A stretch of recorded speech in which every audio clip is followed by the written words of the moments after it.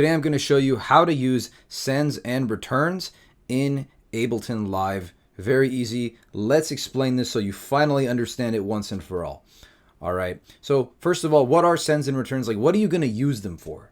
Okay, what would you ever use that for? Usually in most cases, you're going to use them for either reverb or delay. Usually on your vocals or some instruments if you want to add a reverb or delay to those instruments, okay? Now, why don't we add, say, reverb directly to the track itself? Why do we have to put it on a return track? Well, imagine if you have, say, a bunch of audio tracks, right?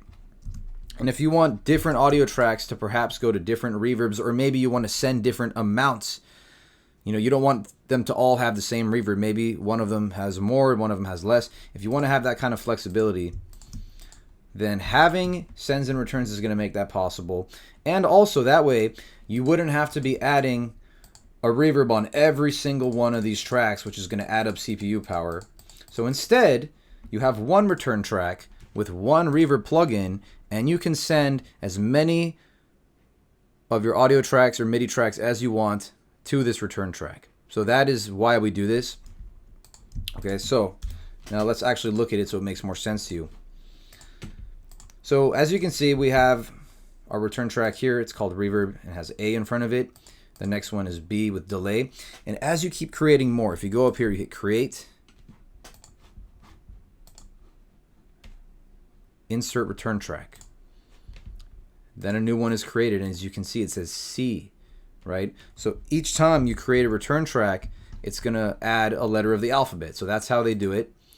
And as you can see on our track up here, below the volume bar that I'm moving right now, these guys right here are your sends.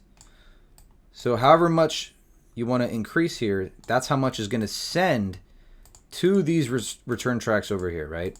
So down here we have A, B, C, D. That corresponds to A over here, the next one being B, the delay, the next one being C over here, and over here D. And if I keep creating another return track, you'll see another send will create as well on the track itself. So we have A, B, C, D, so on and so forth. So that's how they correspond.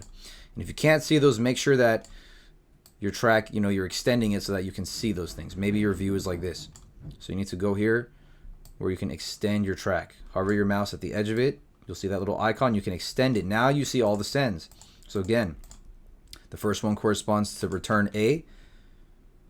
Send. The second send is going to correspond to return B, so on and so forth. Watch as I delete these returns.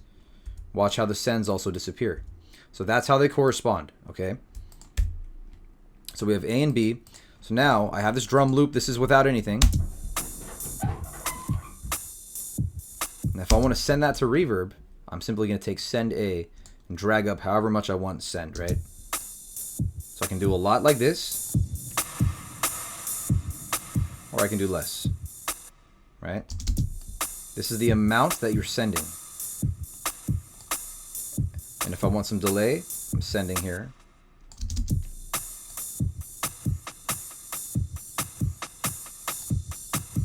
All right, so that's all the way. I can take it back down, make it subtle. So that is how you send signal into these return tracks here.